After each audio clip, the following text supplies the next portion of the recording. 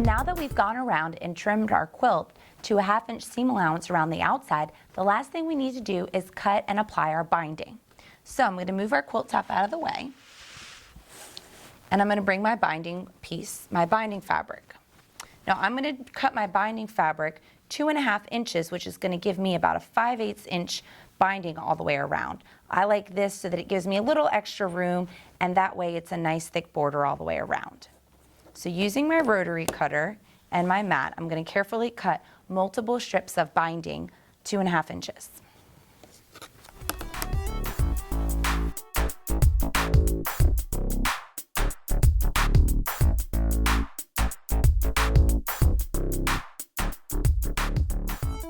Now that I've cut my binding strips 2.5 inches wide, I need to figure out how long they need to be. Since our quilt is 23 inches around each side, multiply that by 4 and I get 92. Since my fabric is 44 inches wide, I need at least 3 strips to go all the way around my quilt. So I've cut my 3 strips, and now what I need to do is seam those together. So I've cut my strips, and I need to go through and seam these together on a 45-degree angle. I need to place right sides together when I pin these.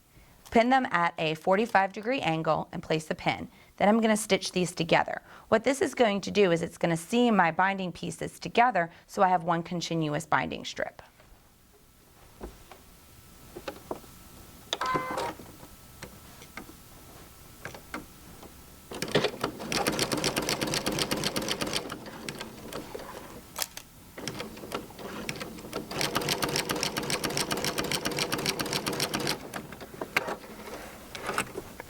Once I have seamed that together, I can take this using my ruler and I'll trim it back to a 1/4 inch seam allowance.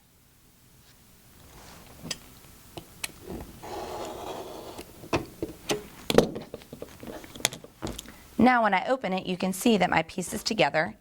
I can finger press this open, and I'll continue and add another strip to the other end. So that way I'll have one piece of binding that's long enough to go all the way around my quilt.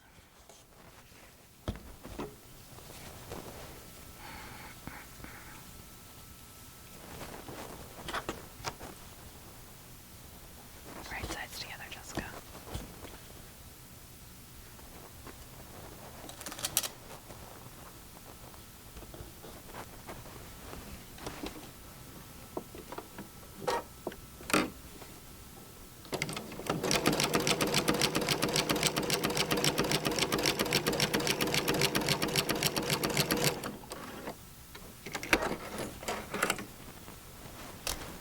Again, I'm going to trim the second piece to a 1/4 inch seam allowance.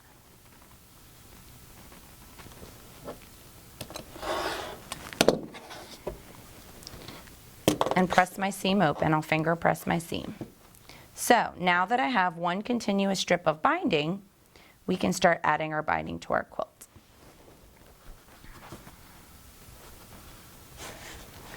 Now the easiest way to do this is start along the bottom, so that's where my final seam will end up. So I'm going to start along the bottom and I'm going to carefully pin to the front side of my quilt.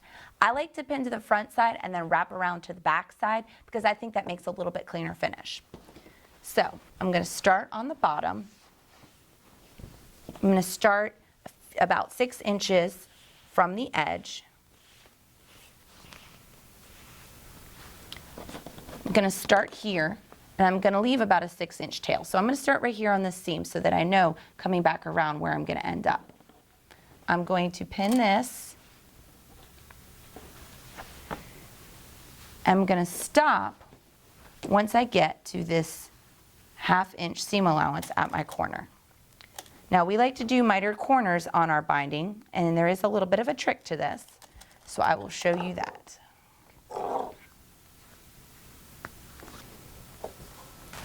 Okay, the way that we do this is we are going to start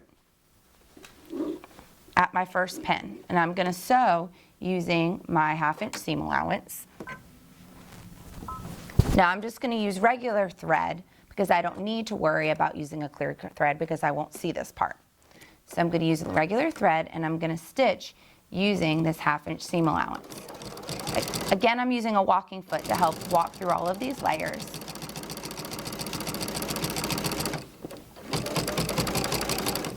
Stop when I get to my pin.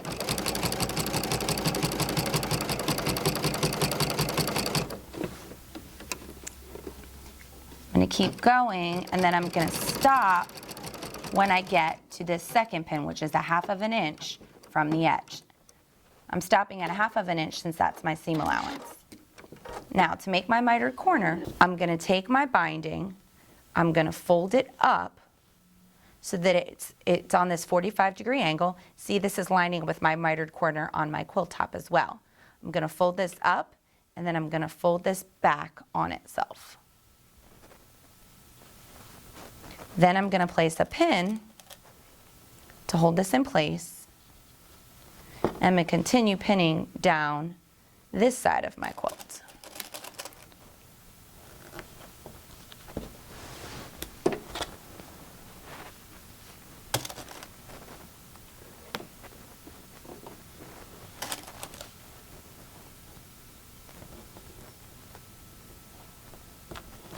Again, when I get to this corner, I'm going to stop at that 1/2 inch before this corner, and I'm going to stop and then fold my corner the same way I did this.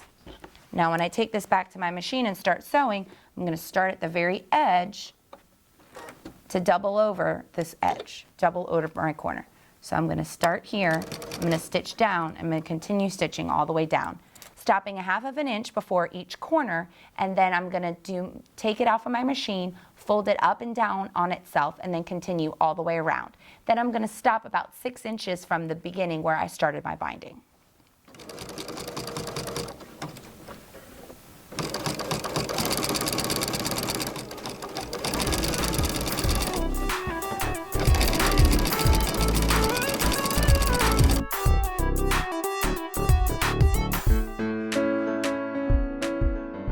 Okay, so now we're here, we're on our last edge. So what I'm going to do is I'm going to start at my corner again, and I'm going to sew and stop. I guess this is probably about 6 inches before the binding where I started. And then I'll show you how we're going to finish that off.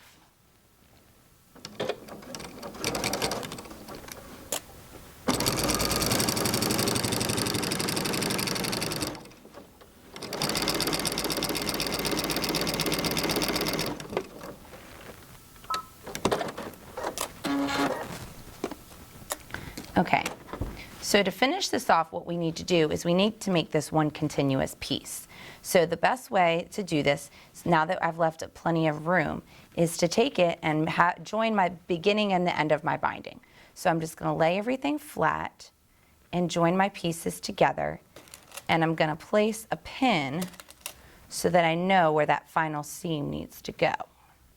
So now that I've placed a pin, and actually what we'll do so that it looks like it belongs is I'm going to make sure that it lines up with this seam right here. So we'll carefully try and move this so that it lines up right there. So now that I have that pinned right where that seam needs to go, I can take this, fold it back on itself. I'm going to take this to the machine, and I'm going to stitch a straight line. I'm going to put another pin coming this way. I'm going to stitch this straight line to create this final seam to be able to finish attaching my binding.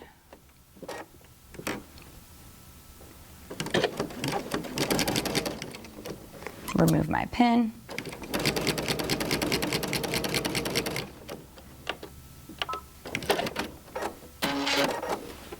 Okay. Now I can see that this is nice and flat, so what I'm going to do is I'm going to use scissors and carefully just trim this 1/4 inch, remove my excess binding. Now I will finger press this seam open, place some pins, and I'm going to stitch this last 6 inches of this binding piece.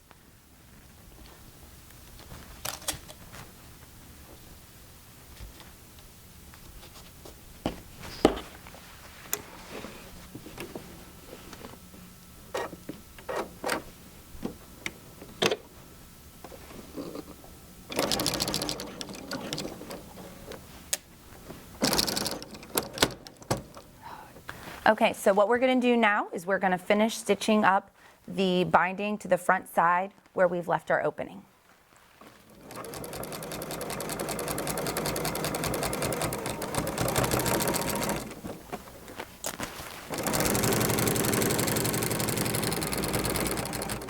Okay.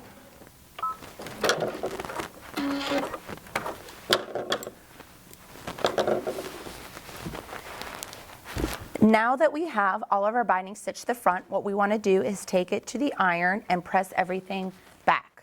So we've pressed everything back on itself. Now the next step is to take and fold our binding to the back. So to do this, we're going to flip it over. The easiest way to do this is to fold your binding to meet your edge, and then we're going to fold once, and then we're going to fold twice. So what this is doing is this is covering up this edge. We want to make sure that when we double fold it, that it's going to go past this original stitching line, so that when we go to the front and top stitch everything down, that it's going to catch on the back. So we're going to fold once and fold twice and place a pin. I like to place a pin on an angle with the head sticking out, so that as I'm sewing, we're going to sew from the right side and stitch in the ditch all the way around. So if we put our pins like this, they'll be nice and easy to remove as we're stitching. So I'm going to keep going around, folding and folding again. You want to take your time and make sure you use lots of pins. This is your last step, so we want to make sure that everything turns out right. So when we get to the corner, the way that we do this is we just fold on both sides, and I'll pull that in and then just overlap it on the back, and again make that mitered corner look on the back. So what I did was fold it on this side, and then I came in and folded on this side, and then it kind of wants to double over on itself, so I just push that in and again make this mitered corner, and I'll place a pin. You can see from the front side that since I have my mitered corner on the front, I now have a matching mitered corner on the back.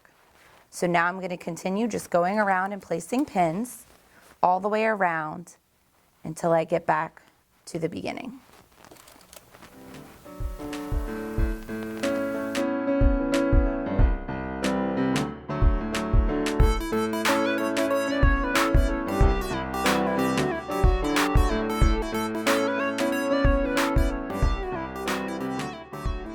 Now that I've gone all the way around and pinned my binding, wrapped it around and pinned it to the back, now I'm going to take this to my sewing machine and stitch our final steps.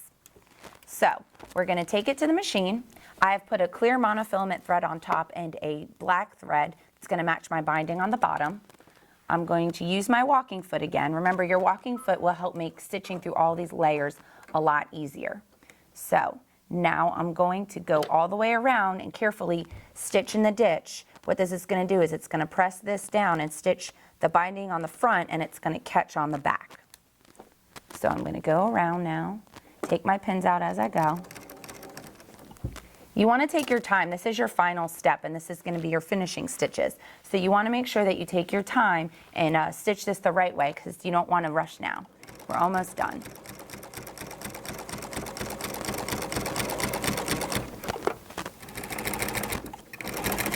When I get to the corner, all I'm going to do is carefully walk my foot to the corner.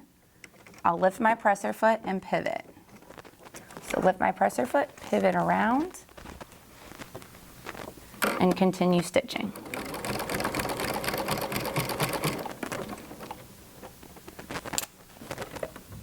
Once you finish stitching all the way around the outside edge, your finished quilt should look something like this. You can now use this as a centerpiece, as a small quilt on a couch, or you can attach hooks to it and you can hang it on your wall.